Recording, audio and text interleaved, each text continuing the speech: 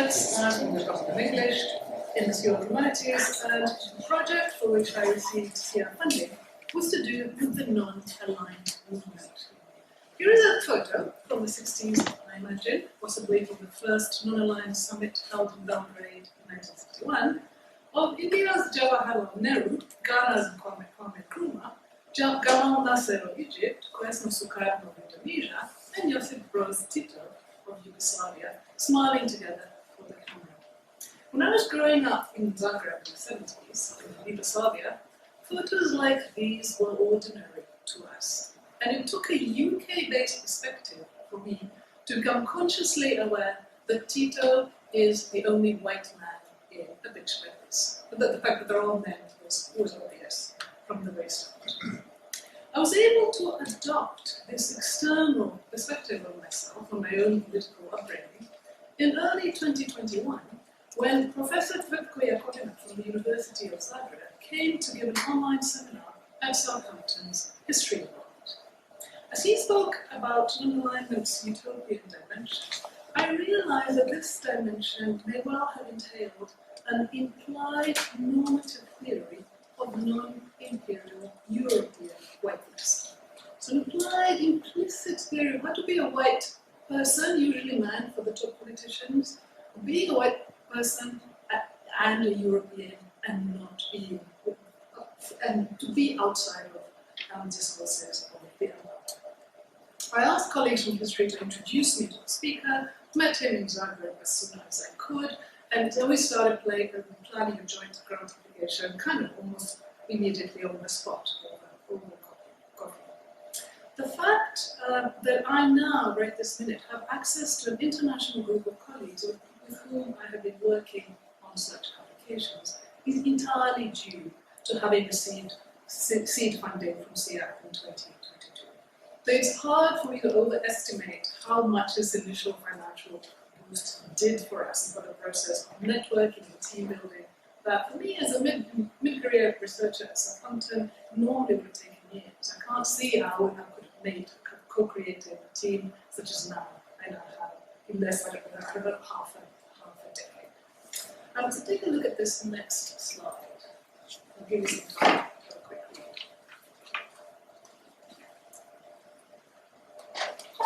Non-alignment as a political movement still exists today, although the degree of its global relevance has shifted quite a bit since its inception.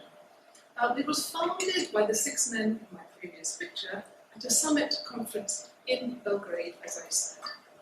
It sought to institutionalize an aspiration towards a general coexistence of nations and states, regardless of their size, economic power, differences in social and political system, in race, religion, language, or historical and cultural heritage. This is a quote from somebody.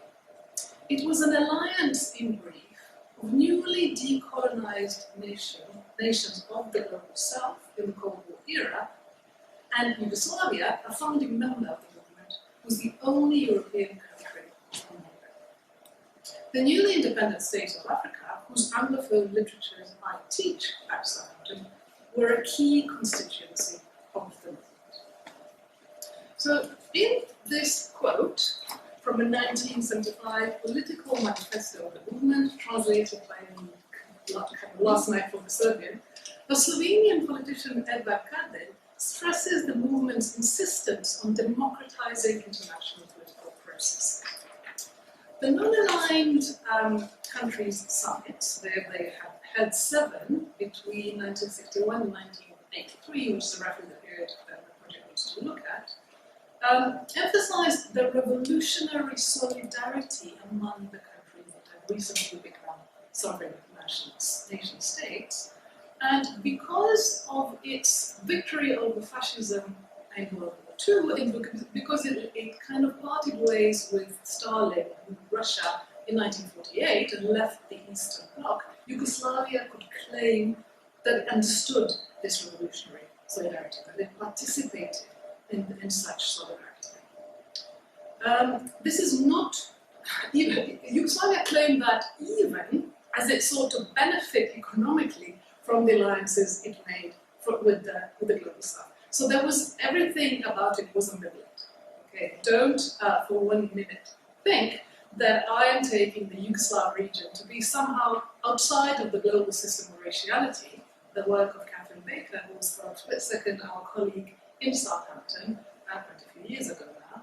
So she's demonstrated that this is definitely is not the case. Nor do I mean to imply that the programmatic statements, such as Galeb's, should be taken at face value as an indicator of actual political practice, either at the level of state interactions or in matters of real life or anywhere in between. Nevertheless, I am interested to learn more about pockets of public practice where it is possible to discern the emergence of what the sociologist Paul Stelz might have called the cross-racial decolonial affinity among states, institutions, social groups, and individuals. I want to further think about the lessons that can be learned today from those moments of when the revolutionary solidarity among groups and people appeared to be operational, even only just fleetingly. And I want to think through these moments from the point of view of literature as a discipline, so specifically comparative literature in my case. So for me, the SIA grant I won last year made such co-thinking with colleagues not only imaginable, but also practicable in the institutional landscape that I inhabit here at Southampton, which seriously, still today, feels like a miracle. I didn't see this project coming at all. It kind of found me, and SIA made it possible. Giving you some time. So this is part of the blurb of the two-day international symposium on non-alignment and race, which we held with the help of SIA in June last year in partnership with colleagues from the University of Zagreb and the City Museum of Rijeka in Croatia. We held it in Rijeka in Croatia. The key aim was to kind of stack archives, to invite accomplished researchers to kind of juxtapose, to present their own research projects to one another, to try and figure out whether some kind of joint research project would be feasible. And for me, the key aim was to insert a literary case studies into discussions on non-alignment as a political organization whose impact could be traced in the lens of sociology, international relations, history, and art history. Intellectually, it was a huge event. I mean, the paper I gave there, I could only have dreamt up on a research agenda like this. It was about a Croatian translation of a Nigerian book, and the things I understood kind of ad hoc, pragmatically, for this event that I had organized, are still stunning to me. Now, here is a list of partners. The people from the Department of English. Chris Pryor has done everything in the last 2 years. He's in all the best pictures and he did all the best projects, and he was amazing. There were colleagues from Zagreb, and there are a couple of other colleagues from Zagreb. We're going to have to extend this geographical reach in the future. We can't just do England, Croatia, but it was the beginning. The event was hybrid, but our insistence to SIA was reluctant about the money. You guys can say, tell us more about why you want. We wanted to get together, and it really was worth it, because it was by making the effort to go to Rijeka, which is hard to get to be in the same room, and to be in this very economically depressed part of Southern Europe that we understood was at stake in trying to revisit and revive the histories that we were addressing. What sealed the team spirit of the group was a visit to Galeb, means the Seagull, the ship in which Tito traveled to overseas visits, including to West Africa in the 1960s. This piece of material history is being lovingly restored by the young female curators of the Rijeka City Museum, and it really enabled us to see what we were doing politically and in the material world in assembling this project. Tito is not remembered favorably by many important stakeholders in Croatia. In saying that we want to revisit what was good about non-alignment, we were really ruffling a lot of local feathers in the Yugoslav region. I was interviewed by the local media, and we were told stories about workers who were building on restoring the ship being physically endangered and harassed on the spot for daring to celebrate, as people saw it, a man who many thought of as a criminal, no less, in the place where we were at. So there are very different political readings of the movement. And we pointedly don't want to be balanced about it. We want to tease out the things that are worth remembering without ignoring the contentions around them. I completed a 6-digit application to the British Academy something like 6 weeks after I came back from Rijeka. We didn't win it, but that's fine. The precision and the unity with the teamwork that was required to finish it and submit it on time. You know, the fact that I got bits and pieces from colleagues kind of at 3 o'clock in the morning when I asked for them was, as I keep repeating, would have been difficult to imagine with people on such short acquaintanceship. So it is a functioning team. It's an amazing team, and it's now for that team, the task of that team is now to get a more serious, more substantial research project going. Here are some challenges that we have faced and that we'll face in the future.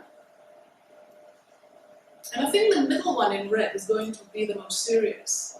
Because to create a thinking apparatus based on the concepts that literature operates with, that is going to be meaningful to the sociologists and art historians and historians on the team, is going to be, I think, what makes or breaks us. And for that, I just need some reading time. I just need some workload left in my life. We've decided already that we're going to co-author a monograph as a team when all this is done, because we're going to do it in some shape, some form or another, and I imagine that's going to be complicated too. But we'll cross that bridge when we get to it. So my final slide is just to articulate a call for help. If there are any experts in this room, or if you know anybody who's an expert in industrial heritage or restoring industrial heritage, the female, young, idealistic, pragmatic, overworked, under-resourced curators who are restoring Galeb to become a museum in Rijeka, which will be controversial by definition, need international allies. They need all the help they can get. And they have clocked that I come from a port city. So if you know anyone who might be interested in knowing what they're doing and in helping them to do it and in spreading the word about what they're doing, please get in touch with me after this. Thank you very much.